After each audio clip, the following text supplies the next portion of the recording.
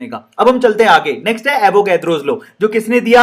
ये दिया हमारे इस भाई साहब ने। क्या दिख रेला है ये, एकदम रशियन मूवी का हीरो लग रेला है। नाम क्या है इसका? अमेरियो एवोगैड्रो। नाम देखो इसका कितना अलग एक्सेंट से बोला जाता है। नाम लिखो, एवोगैड्रो का पूरा नाम क्या था? अमेरियो एवोगैड्रो। अगर आपकी क्लास में एक लड़का पढ़ता हो जिसका नाम हो अमेडियो, ठीक है, तो तुम्हें कैसा महसूस होगा? अमेडियो एवोगैड्रो। तो आपको ये एवोगैड्रो लो क्या कहता है? Now this is again very interesting, और मैं आपको बताता हूं गे-लुसाक लो और एवोगैड्रो लो ऑलमोस्ट सेम है। कहता है equal volume of all gases have equal number of molecules at constant temperature and pressure. अरे कितनी सिंपल सी बात बोल रहा है।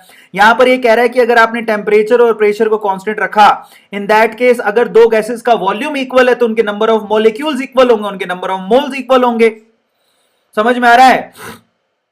अगर यहां पर दो गैसेस के वॉल्यूम इक्वल है, टेंपरेचर और प्रेशर सेम होने पर दो गैसेस के अगर वॉल्यूम इक्वल है, गैस नंबर 1 और गैस नंबर 2 में वॉल्यूम इक्वल है, तो पक्का उनके नंबर ऑफ मोल्स भी क्या होंगे, जो पार्टिसिपेट कर रहे हैं वो क्या होंगे? इक्वल होंगे।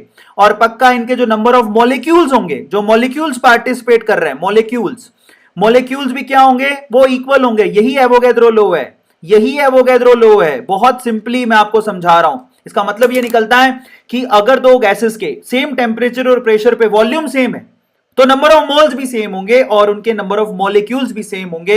ये एवोगैड्रो लॉ है, और ये हम कितनी बार कर चुके हैं यार। दैट्स वेरी इजी, ये बहुत इजी पीजी है। जो आप लोग जब आप इसकी मोल के फॉर्मूलों से कैलकुलेशन करते हो तो यही चीजें तो निकल के आती है। अभी थोड़ी देर में मोल के फॉर्मूले आपको बताऊंगा।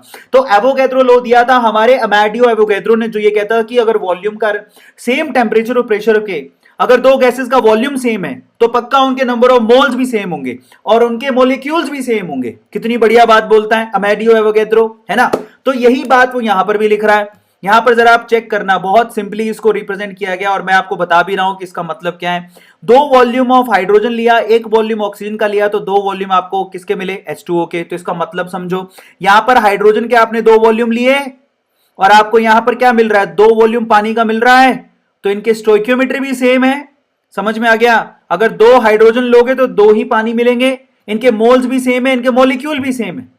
समझ में आ गया? यही बात एवोगैड्रो कह रहा है। एवोगैड्रो कहता है अगर दो मॉलिक्यूल के वॉल्यूम सेम है तो उनके नंबर ऑफ मोल्स भी सेम होंगे, उनके मॉलिक्यूल्स भी सेम होंगे। ये एवोगैड्रो लॉ का कहना था।